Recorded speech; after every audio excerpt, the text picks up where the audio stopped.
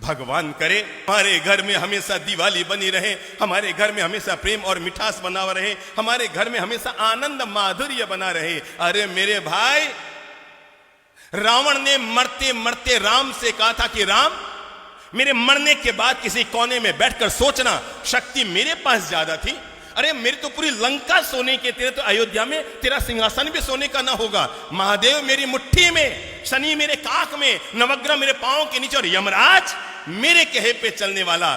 पर राम अपने राजमहल में पहुंचो ना अयोध्या, तो वहां पर जाकर सोचना कि आखिर ऐसा क्या हुआ कि युद्ध में तुम जीते और मैं हार रहा हूं, तुम जीत रहे हो मैं मर रहा हूं। मरते मरते रावण ने राज खोलते हुए कहा कि हे राम, मेरे मरने के बाद एक बात अपने कोने में बैठकर सोचना, युद्ध में तुम क्यों जीते और मैं क्यों हारा।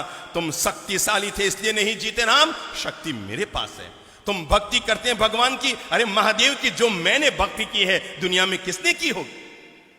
पर राम तुम इसलिए जीत गए, राम तुम इसलिए जीत गए। मरते मरते रावण ने दुनिया का एक गजब का राज खोला और पूरी मानवता के लिए, प्राणी मात्र के लिए और घर घर में रहने वाले भाइयों के लिए प्रेम का एक मंत्र देता हुआ दुनिया से गया रावण। और जाते जाते रावण ने राम से कहा था कि राम, मेरे मरने के बाद कोने में बैठकर सोचना, तुम इसलिए जीत गए, सिर्फ इसलिए जीत गए राम, तुम इसलिए जीत गए क्योंकि तुम्हारा भाई तुम्हारे साथ, बस तुम इसलिए जीत गए क्योंकि तुम्हारा भाई तुम्हारे साथ था। और राम, मैं इसलिए हार गया क्योंकि मेरा भाई किसके साथ, तेरे साथ था।